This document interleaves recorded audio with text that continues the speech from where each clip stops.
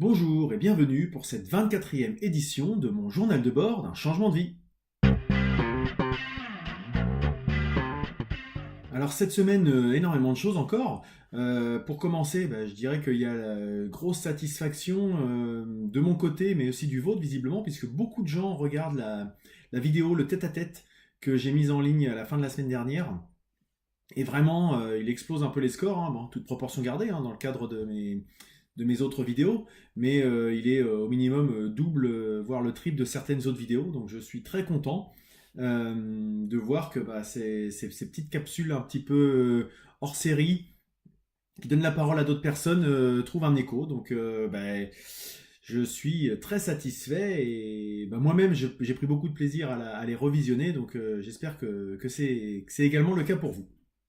Mardi matin, j'ai servi de cobaye à une amie à moi qui se reconvertit dans le massage. Donc j'ai eu le loisir, c'est quand même pas non plus une grosse épreuve que j'ai eu à subir, loin de là.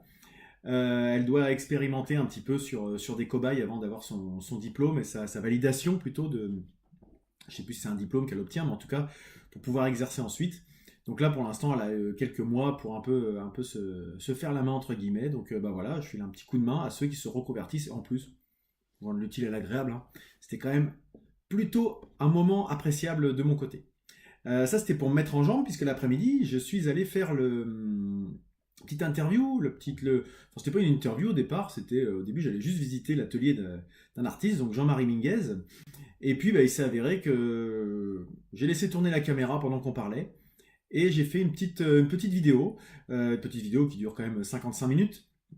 Mais sur les 2 heures et demie durant lesquelles je suis resté sur son atelier, j'en ai gardé que ces instants-là, histoire de pouvoir partager. Et visiblement, là aussi, ça trouve un bon écho, puisque plein de gens m'ont fait de bons retours. Moi, j'ai passé vraiment un moment extraordinaire. J'ai découvert un nouveau milieu. Enfin, encore une fois, j'ai approfondi ce milieu plutôt que le découvrir, mais c'était intéressant de voir quelqu'un travailler là-dedans, parce que c'est vrai qu'on imagine un petit peu, je sais pas, on peut toujours un peu fantasmer sur ce qu'est la vie d'un artiste qui vit dans son atelier, etc. Mais là, j'ai vu concrètement, il nous explique un petit peu ses différentes techniques, c'est pas forcément ses problématiques, mais ce qu'il a besoin de faire en termes de commerce, etc. Enfin voilà, c'était vraiment intéressant. Je vous invite à aller jeter un petit coup d'œil. Donc ça, je l'ai fait dans le cadre de l'Entrepode, par contre, puisque c'est plutôt dans le cadre de ce podcast que je fais ce genre de choses.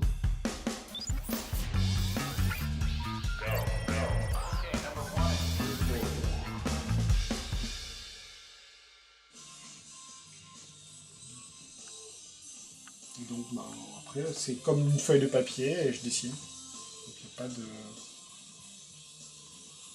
Et justement, par rapport à du papier, tu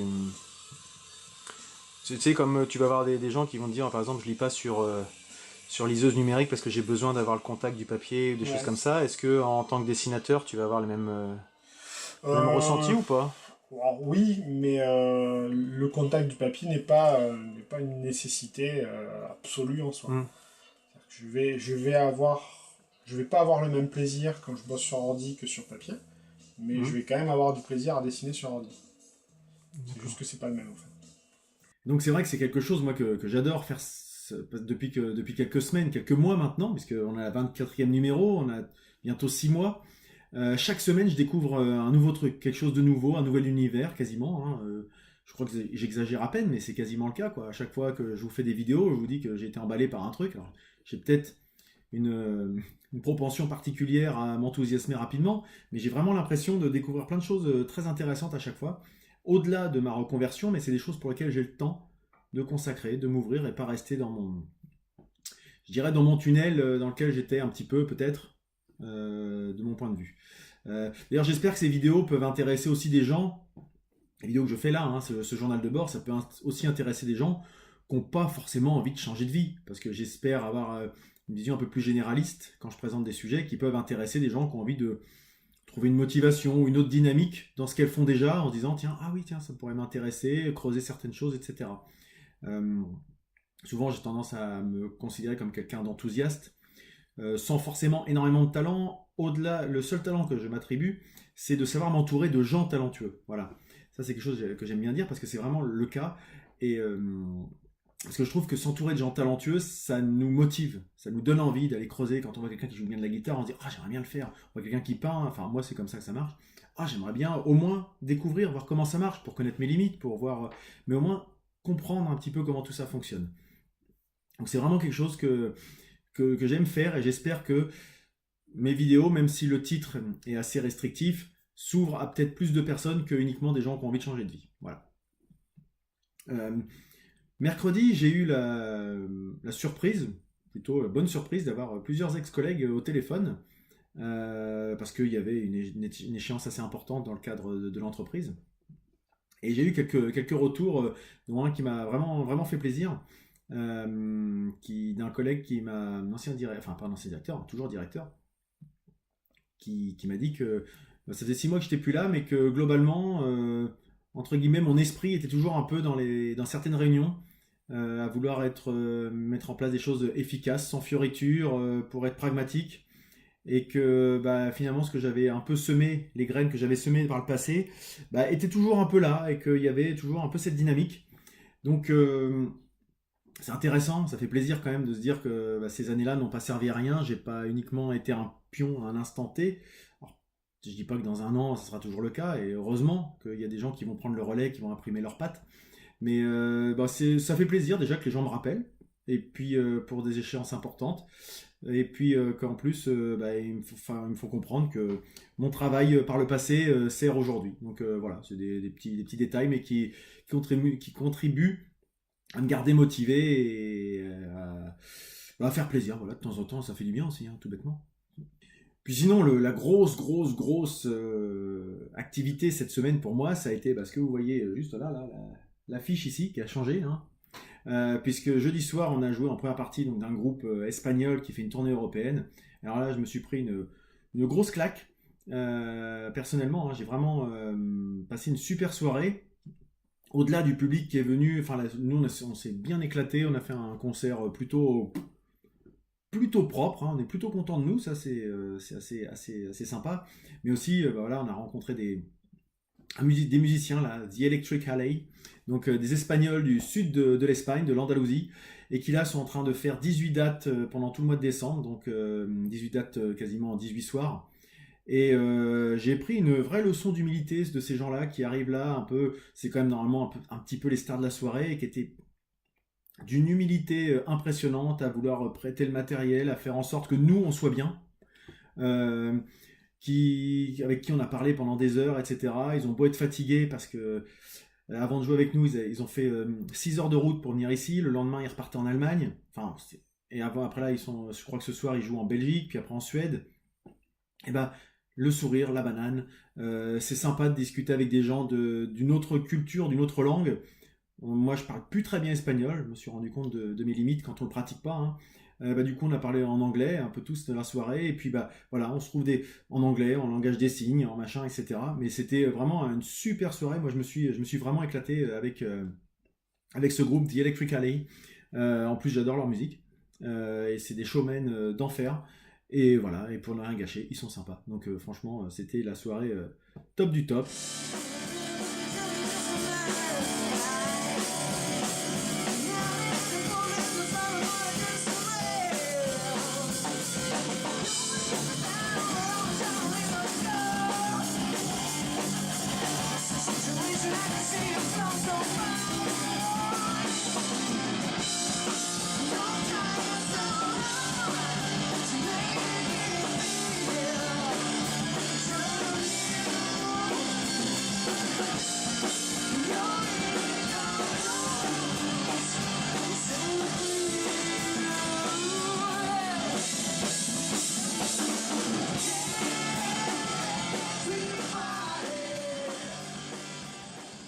Et puis du coup, bah, vendredi, j'ai fait une journée oisive, complètement. J'ai rien fait, peu de choses près, hein. J'ai bouquiné, j'ai regardé des séries, des choses comme ça, mais voilà, je me suis reposé de cette grosse journée.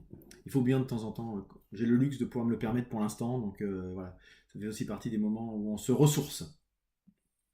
Voilà pour la semaine écoulée, parce que ce week-end, après, on a fait des choses plutôt classiques en famille, et je ne le partage pas forcément, il n'y a pas de grand intérêt, si ce n'est pour nous de passer un bon moment. Je vais donc passer au planning de la semaine à venir. Alors pour la semaine à venir, déjà, il y a une chose qui va changer, c'est que j'ai fini ce M3 journal, la méthode M3, là, vous voyez, toutes les pages sont remplies, là je suis arrivé au bout. J'en ai pas recommandé pour l'instant. Je vais essayer de voir si j'arrive à garder une petite rigueur par rapport à ça, en utilisant notamment Trello, dont je vous ai déjà parlé, en utilisant d'autres outils. J'ai bien aimé, ça m'a beaucoup aidé, ça m'a beaucoup guidé. Je dis pas que j'en reprendrai pas un même d'ailleurs, tellement j'ai apprécié ce petit rituel du matin. Voilà. Bon là je vais juste laisser pour voir si j'ai réussi, si j'arrive à me garder sans un cadre, sans un outil et en utilisant déjà ce dont je dispose. Mais voilà, M3 Journal, si vous avez l'occasion, si vous l'expérimentez, si vous avez des difficultés par exemple peut-être à le mettre en place, n'hésitez pas à partager votre retour d'expérience là-dessus. Mais donc cette semaine va être la première depuis 3 mois sans ce petit objet du quotidien. À la fin de la semaine, je mettrai en ligne le deuxième tête-à-tête avec Rebecca Armstrong, qui est déjà prêt, qui est prêt à être mis en ligne. Mais... Pas de quoi on va parler exactement, mais Changement de vie. Ouais, Voilà, changement de vie. Donc voilà, on est avec Rebecca pour le deuxième Rebecca Armstrong pour le deuxième numéro de ces petites capsules vidéo sur le changement de vie, pour lequel je laisse la parole à d'autres personnes qui ont changé de vie d'une façon ou d'une autre. Donc tu vas nous expliquer un petit peu ton parcours et puis d'où tu viens, où tu en es actuellement. Gros point demain, demain déjà je vais mettre en ligne ces vidéos comme d'habitude tous les lundis matins à la cantine numérique. Et puis demain après-midi, j'ai rendez-vous, il y a une réunion d'information collective pour la SCOP 276, vous savez, dont je vous ai parlé suite à ma rencontre avec certains de ces organisateurs, dirigeants, je ne sais pas trop comment on qualifie les gens qui pilotent ce type de dispositif de l'économie sociale et solidaire. En tout cas, demain après-midi, j'ai une réunion d'information pour voir un petit peu si jamais je peux m'inscrire dans ce cadre-là, dans ce type de projet. Et puis, si c'est le cas, voir dans quel contexte un petit peu mettre tout ça en marche. Et puis ensuite, jeudi, ça commence, j'ai une formation, 5 jours pour entreprendre avec la CCI de Rouen-Normandie. Et donc je vais avoir 5 jours dans les locaux de la CCI pour une formation. Donc j'ai quelques questions à poser, j'espère avoir plein de réponses. Et puis certainement un peu de cadrage, tout ça, histoire de pouvoir me lancer début 2018 sur de bons rails. Donc ça va bien me changer parce que c'est 9h, 17h30. Ça fait un petit moment que j'ai pas eu à me concentrer pendant une si longue durée. Donc pendant 5 jours, on va voir comment ça marche. Bon, c'est coupé par le week-end, donc ça devrait se faire. Et puis le week-end prochain, il va être assez dense aussi parce que samedi, on enregistre un numéro de l'Anthropode, donc le podcast. Cette fois-ci sans invité, on fait notre numéro de Noël traditionnel pour la 5e année, je sais même plus. C'est pas très grave de toute façon. Donc là, ça va être sympa encore de revoir les copains. Et puis, je sais pas si vous avez l'occasion de regarder un petit peu mes productions de l'Anthropode. Enfin, mes productions, c'est pas les miennes. On est quand même 8 pour faire un peu tout ça. Voilà, donc ça, c'est plutôt sympa. Et puis, dimanche. Alors, une grosse journée dimanche. Pour l'instant, je sais pas encore trop quoi faire. Pour la simple et bonne raison que le dimanche après-midi, dimanche 17 à Rouen, Jean-Marie Minguez va faire une sorte de masterclass au Rêve de l'escalier, le bouquiniste de Rouen dont je vous ai certainement déjà parlé. Et puis si ce n'est pas le cas, renseignez-vous, vous allez voir, c'est un bouquiniste formidable, très très curieux, dans tous les sens du terme. Le même après-midi, le même jour, Virginie, avec qui j'ai fait le tête-à-tête, expose au 106 à Rouen dans le cadre de Plaisir d'offrir, je crois que c'est quelque chose comme ça, quelque chose d'exposition. Donc j'aimerais bien aller jeter un petit coup d'œil, voir un peu comment se dispose son stand, etc. Puis voir comment ça marche pour elle. Et puis encore d'autres choses à faire avec les enfants. Donc ça fait 3 choses qui se télescopent, donc on va voir comment tout ça s'organise. C'est toujours comme d'habitude. Là, c'est pas une question de gestion du temps, puisque la gestion du temps, c'est pas possible, c'est tout en même temps. Donc c'est une gestion de priorité. Ça revient souvent à ce que je dis. J'aurais plus de temps, ça changera rien, puisque tout tombe en même temps.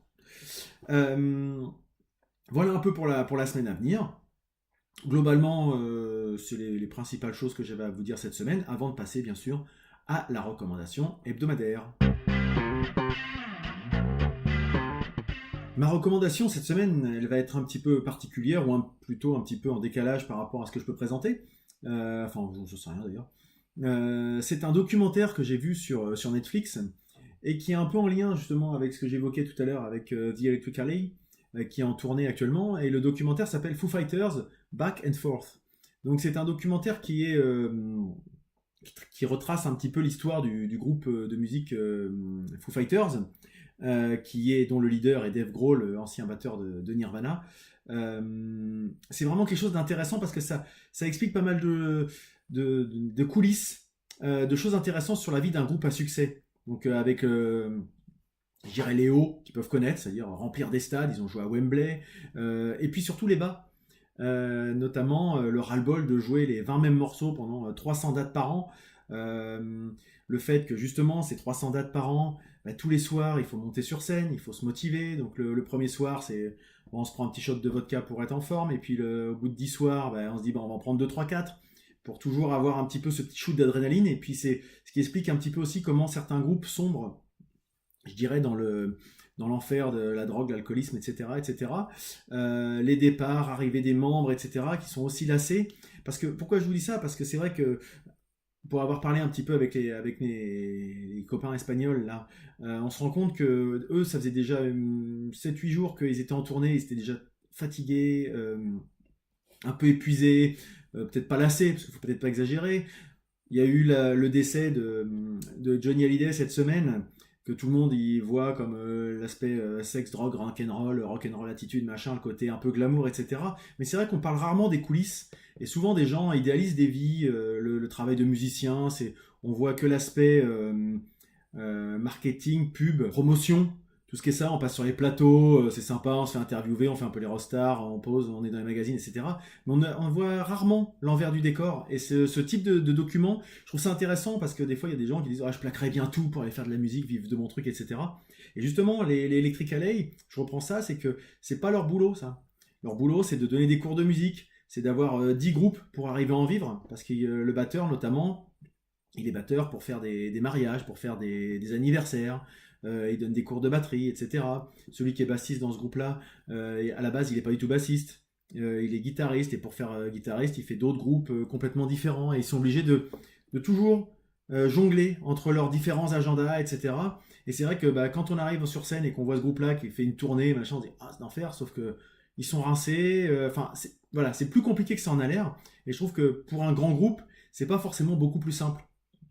C'est pour ça, c'est juste pour remettre un petit peu les choses dans leur contexte. Et donc j'ai trouvé ça très très intéressant. Alors après, c'est un documentaire américain, donc avec une mise en scène assez américaine, et Dave Grohl qui, moi, peut mériter, que je trouve quelqu'un qui a l'air d'être très sympathique au demeurant, mais à chaque fois qu'il se met en scène, j'ai l'impression qu'il surjoue sa vie. Voilà. Donc c'est un petit peu ça qui me dérange, mais si on enlève ça, j'ai vraiment trouvé ça passionnant.